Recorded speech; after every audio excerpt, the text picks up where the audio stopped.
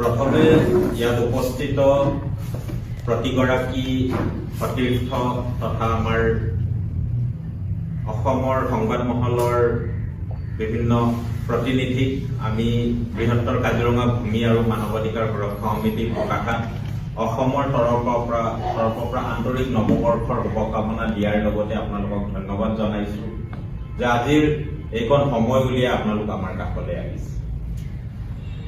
আজি আমি এটা বিশেষ কাৰণত গুৱাহাটীলৈ আহি এখন সংবাদমেল আয়োজিত কৰিবলগীয়া হ'ল আৰু তাৰ বিষয়বস্তু সম্পৰ্কে আমাৰ মাজত কবৰ কাৰণে বোকাখাতৰ কেইবাগৰাকীও ব্যক্তি থকাৰ লগতে অসমত বিভিন্ন ঠাইত সাংগঠনিকভাৱে কাম কৰি থকা কেইবাগৰাকীও নেতৃবৃন্দ আমাৰ মাজত আছে। আজি আমাৰ লগত আছে আইফা বেগম, সদৌ অসম প্ৰগতিশীল নাৰী সংস্থাৰ নগাঁও জিলা সমিতিৰ তেখেত সম্পাদক। আমাৰ লগত আছে জয়ন্ত গগৈ, তেখেত নিখিল ভাৰত কৃষক সভা অসমৰ তেখেত সম্পাদক। আৰু মোৰ লগত আছে সোঁফালে লক্ষীশ্বৰী মুৰা, তেখেত বোকাখাতৰ এগৰাকী বাসিন্দা, আৰু মোৰ বাওঁফালে আছে দীপালী কৰ্মকাৰ, তাইও বোকাখাতৰ এগৰাকী বাসিন্দা। আজি আপোনালোকে দেখা পাইছে যে মাইক্ৰ ফাইনেন্সৰ সন্দৰ্ভত আমি এইখনি সংবাদমেল ইয়াত আয়োজিত কৰিবলগীয়া হৈছে।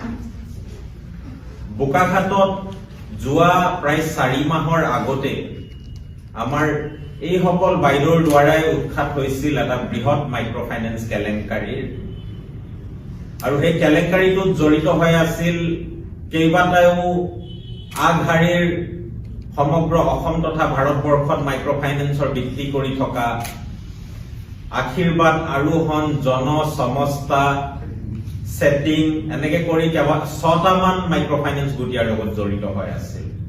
আৰু এই মাইক্ৰ ফাইনেন্স গোটসমূহে বোকাখাতৰ এটা দালাল চক্ৰৰ লগত জড়িত হয়। আশীৰ্বাদ, আৰোহণ, ছেটিং, জন, সমস্তা, এইসকলৰ বোকাখাতৰ মেনেজাৰসকল আৰু অনুষ্ঠানটোৱে কিছুমান দালাল ৰূপী চক্ৰ সৃষ্টি কৰি বাগানত তেখেতসকলে কেইগৰাকীমান মহিলা ঠিক কৰিলে। তাত সেইসকলৰ নামো আজি আমি কবলৈ বাধ্য হৈছো আজি আমাৰ সংবাদ মাধ্যমৰ সন্মুখত। তাত মঞ্জু কালিন্দী, পিংকি ভূঞা, সবিতা ভূঞা নামেৰে বোকাখাত বাগিচাৰ 3গৰাকী মুখ্য মহিলা আৰু তেখেতসকলৰ লগত কেইবাগৰাকীও জড়িত আছে। এইসকলক লৈ একেবাৰে বুজা সাধাৰণ বাগানত খাটি খোৱা প্ৰায় 500গৰাকী মহিলাৰ কাষ চাপে তেখেতসকলে বিভিন্ন সময়ত পৰ্যায়ক্ৰমে কাষ চাপি বিভিন্ন প্ৰলোভন, দাবী, ধমকি দি পেলাই তেখেতসকলে এখেতসকলক পতিয়ন যোৱাই যে এখেতসকলৰ কাগজ পাতি সকলোবোৰ লয় এখেতসকলৰ নামত। আমাৰ ইয়াত লক্ষেশ্বৰী মুৰা আছে, দীপালী কৰ্মকাৰ আছে, তেখেতসকলৰ মুখৰ পৰাই আপোনালোকে শুনিব ঘটনাবোৰ কেনেকে তেখেতসকলে এই গোটেই চক্ৰান্তটো কৰি পেলাই বোকাখাতত মানে এই মাইক্ৰ ফাইনেন্সৰ জাল তেখেতসকলে তৰি কেনেকে প্ৰায় 500 মহিলা নিজৰ আওতালে আনি এই বৃহৎ কেলেংকাৰীটো কৰিবলৈ সক্ষম হ'ল। আৰু প্ৰতিগৰাকী মহিলাকে তেখেতসকলে ক'লে যে আপোনালোকক আমি কিবা এটা দিম আৰু গোটেই লোনটো আমি মাৰি দিম, আপোনালোকে পইচাটো লৈ আমাক দি দিয়ক। এনেকে কৰি প্ৰতিগৰাকী মহিলাকে তেখেতসকলে 50,000ৰ পৰা 1-1.5 লাখ টকা পৰ্যন্ত ঋণ এই মহিলাসকলৰ নামত তেখেতসকলে তুলি ললে এই অনুষ্ঠানসমূহৰ পৰা। তাৰপিছত আমাৰ সাধাৰণ মহিলাসকলৰ বেংকৰ পাছবুক, ATM কাৰ্ড সকলোবোৰ তেখেতসকলে আবদ্ধ কৰি ললে, কব্জালে আনিলে। আৰু আমাৰ মহিলাসকলৰ এই গোটেই ঘটনাটোত তেতিয়া চিন্তিত হল যে কিয় আমাৰ একাউণ্ট আৰু আমাৰ পাছবুক, আমাৰ ATM সকলোবোৰ কিয় লৈ লোৱা হৈছে, আৰু আমাৰ ঋণটো তেখেতসকলে মাৰি দিম বুলি কৈছে হয়, কিন্তু দুদিনৰ পাছতে দেখা পাইছে যে চাৰিওফালৰ পৰা এজেণ্টসকলে আহি আমাৰ মহিলাসকলক হাৰাশাস্তি কৰিবলৈ লৈছে। এই পৰ্যন্ত হাৰাশাস্তি কৰিছে যে ৰাতিপুৱা শুই নুঠাৰ আগৰ পৰাই এজেণ্ট আহি দুৱাৰ মুখত ৰৈ থাকে সন্ধিয়ালৈকে। আৰু বহু সময়ত আমাৰ মহিলাসকলৰ পুৰুষ, তেখেতসকলৰ হাজবেণ্ড, তেখেতসকলৰ পৰিবাৰসকলক কাম কৰা ঠাইত মানে হাজিৰা কৰা ঠাইতো গৈ পেলাই আবদাৰ কৰে আৰু হাৰাশাস্তি কৰে, মালিকৰ হতুৱাই হেঁচা প্ৰয়োগ কৰে, যাৰ ফলত বোকাখাতত এতিয়া প্ৰায় কেইবাখনো বাগানত এটা অৰাজক পৰিস্থিতিৰ সৃষ্টি হৈছে আৰু আমাৰ মহিলাসকলে বহু ভুগিবলগীয়া হৈছে। এতিয়া এনেধৰণে এই বেংকসমূহে যেতিয়া লুণ্ঠনৰ প্ৰক্ৰিয়াটো আৰম্ভ কৰি আমাৰ মহিলাসকল যেতিয়া ব্যতিব্যস্ত হ'ল, তেতিয়া মহিলাসকলে পুলিচৰ কাষ চাপিলে, আমাৰ কাষ চাপিলে বৃহত্তৰ কাজিৰঙা ভূমি আৰু মানৱ অধিকাৰ সুৰক্ষা সমিতিৰ লগত।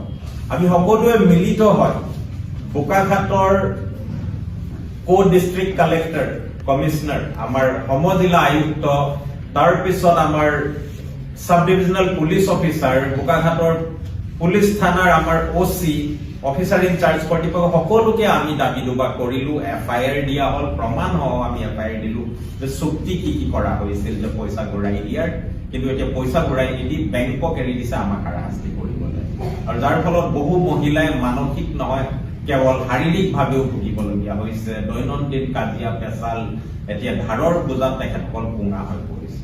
এই পৰিস্থিতিত আমি পুলিচৰ কাষ চাপিলো, আমাৰ জিলা আয়ুক্তৰ কাষ চাপিলো। আজি প্ৰায় 4 মাহৰ আগতে কেইবালানিও আমি গণতান্ত্ৰিকভাৱে তাত প্ৰতিবাদ আমি সাব্যস্ত কৰিলো, আৰু প্ৰতিবাৰে আমাক কয় যে আমি আপোনালোকক ন্যায় দিম, কিন্তু আজি পৰ্যন্ত বোকাখাট প্ৰশাসন তথা পুলিচ প্ৰশাসনে আমাক ন্যায় দিবলৈ সক্ষম হোৱা নাই। তেখেতসকলে আমি যেতিয়াই সুধো কয় যে অনুসন্ধানৰ আওতাত আছে। এটা ষ্ট্ৰেট ফৰৱাৰ্ড কেলেংকাৰী হয়, একদম দিন দুপৰত কৰা এটা দিন ডকাইতি, বেংক মানে মাইক্ৰ ফাইনেন্স অনুষ্ঠান আৰু এটা দালাল চক্ৰ বোকাখাটৰ মিলিত হয় তেখেতসকলে কৰা এটা দিন ডকাইতি। ইয়াত আৰু বেলেগ অনুসন্ধানৰ কি কথা থাকিলে? এগৰাকী দুগৰাকী নহয়, প্ৰায় 500 গৰাকী মহিলাৰ একেবাৰে দুখীয়া চাহ বাগানত কাম কৰা, দিনৰ হাজিৰা তেখেতসকলে 200 টকাও নাপায়, এইসকল মহিলাৰ পৰা তেখেতসকলে ধন টকা পইচা আত্মসাৎ কৰিছে আৰু কেইবা কোটি টকাও আত্মসাৎ কৰিছে। তাৰপিছত এতিয়া গোটেই বোজাটো আমাৰ ওপৰত জাপি দিব চেষ্টা কৰিছে, আমাৰ মহিলাসকলৰ ওপৰত জাপি দিব চেষ্টা কৰিছে, আৰু সেইকাৰণে আমি ধাৰাবাহিকভাৱে আন্দোলন কৰি দাবী জনাই আছো যে এইসকল যি বেংক অনুষ্ঠান, মাইক্ৰ ফাইনেন্স অনুষ্ঠান আছে, এইসকলৰ কৰ্তৃপক্ষৰ লগতে যিসকল মানুহ ইয়াৰ লগত জড়িত হৈ আছে সকলোকে এৰেষ্ট কৰিব লাগে আৰু এটা উচ্চ স্তৰীয় তদন্ত ইয়াত দিব লাগে বুলি। কিন্তু এই পৰ্যন্ত বোকাখাট প্ৰশাসন তথা পুলিচ প্ৰশাসনে কোনো ধৰণৰ কাৰ্যবাহী এই দিশত কৰা দেখা পোৱা নাই। সেইকাৰণে আজি